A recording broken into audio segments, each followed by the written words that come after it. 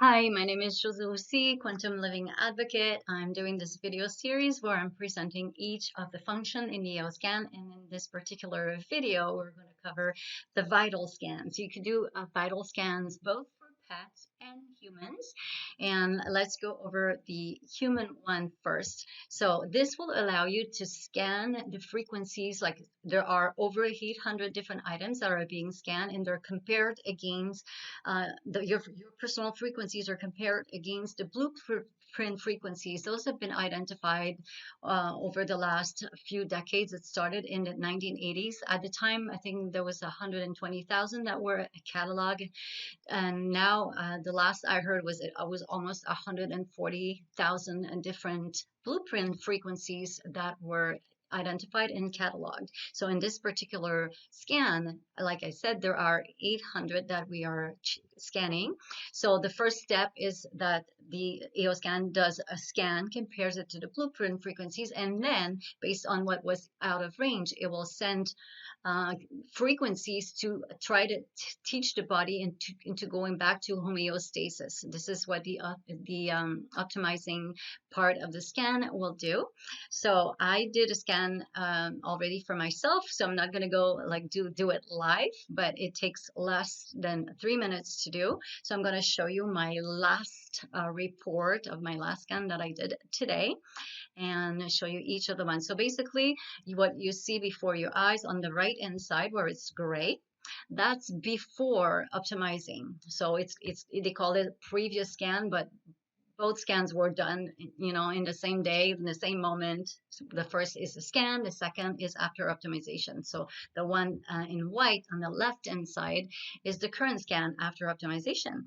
So the first section, food sensitivity, basically there are 204 items just in that section alone. So it's a good thing to check. It's a snapshot at this moment in time, what your frequencies are saying that your body is not wanting or is okay with. Like some green, I should have started with that, I guess. Green means in range and red is out of range. So when something is red before and stayed red after, like there's an example here for me with cow's milk, which is fine by me because I'm vegan.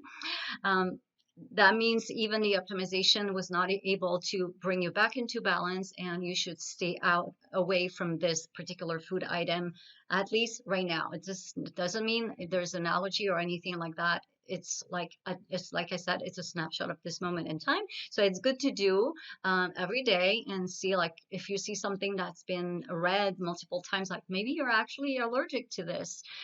So it's good to check daily. A lot of people actually do this before eating and then they follow the recommendation from the scan. So I'm not going to go through every single items in this category. The next thing that is being scanned is blood biology. So the different things scanned in there are things like lipids in your blood, complete blood count, fatty acids, things like that. And then there's the gastro. The next, no, actually, first there's the chakras. As you can see here on my scan, I had one chakra that was out of range. In this particular example, it was an overactive chakra. That's what red means. This is my sacral chakra, but after optimization, all my chakras were balanced and happy. You could also see aqua blue in here. That would refer to something that is as chakra that's underactive. And this color system also applies to the meridians.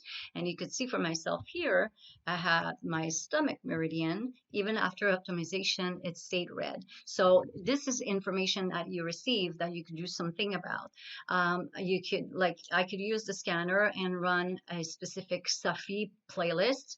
Safi stands for subtle energy frequency imprinter, or you could broadcast those same frequency. I have a playlist for each meridian. So if it's out of range, that's typically what I do. I will run a playlist to bring it back into balance, or I could do energy work. So this is what I personally like to do with the information.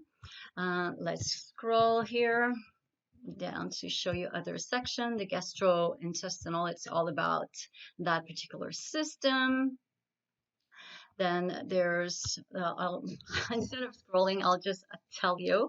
So there's physical functionality. This will cover things like blood, muscle, nerves, your cardiovascular health, your organ health, hormones, immunity, and then there's toxicity at the end. This covers things like pathogens like mold, fungus, parasites, bacteria, viruses, and there's also toxins from like man-made toxins that it will check for. And what am I forgetting? Possible allergies, like things like pollen and stuff like that. So anything that you see when it's red, it does not necessarily mean there's something that is active that's going on. Sometimes it could be residual damage from the past. It could be something that you've inherited, or maybe you absorbed from somebody else. So this is information that needs to be evaluated, like you compare from scan to scan. But it's a great information tool to give you information about your body and guide you towards what you need to do in terms of, sometimes it could be a lifestyle change, or something like if you have a deficiency of something that keeps showing up, then like a mineral or a vitamin, then you could act on it and make sure that you add the right food in your diet for this, or you add a supplement. So this is the type of thing that the vital scan is good for.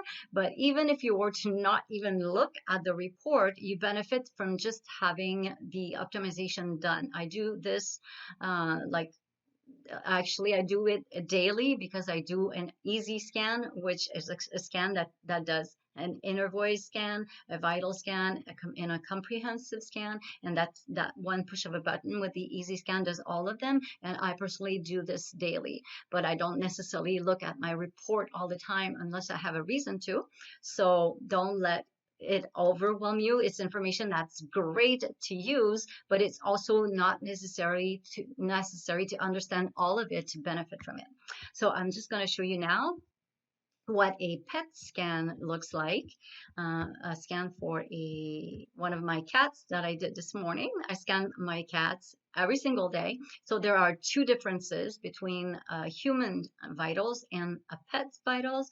The first difference is that for the pets, there's no food sensitivity at this point in time that is tested. They are working on it. At some point, it will be added to this vital scan for pets, but at the moment, it's not being added to the scan. And the second difference is that because pets don't have an inner voice, like we don't record their voice and do an inner voice for them, but they still could have the same balancing harmonics like we have for humans, except it's not based on their voice, it's based on their vital scan, but they also have balancing harmonics to listen to. So that's something that I personally do every single day with my cats. They get a scan and they listen to the balancing harmonics every single day, and I have seen a huge difference between their scans. Like now when I could show you my cat, you could see like there's most of the red that's on the right side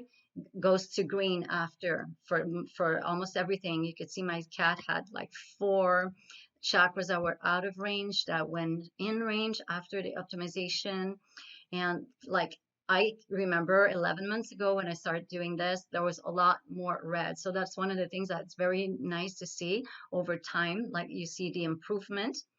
And yeah, so I like seeing all the green here. Sometimes you could see something that was green before and that goes red after, and it's not something to be concerned about. All it means is that this part of the body was able to help another part of your body. Like basically your brain determines that for the greater good, it's better to take some energy here and lend it there, but this will resolve itself within the next scan, or maybe 2 scans or something like that. It's not what you want to focus on. What you want to focus on is the things that are red before and after.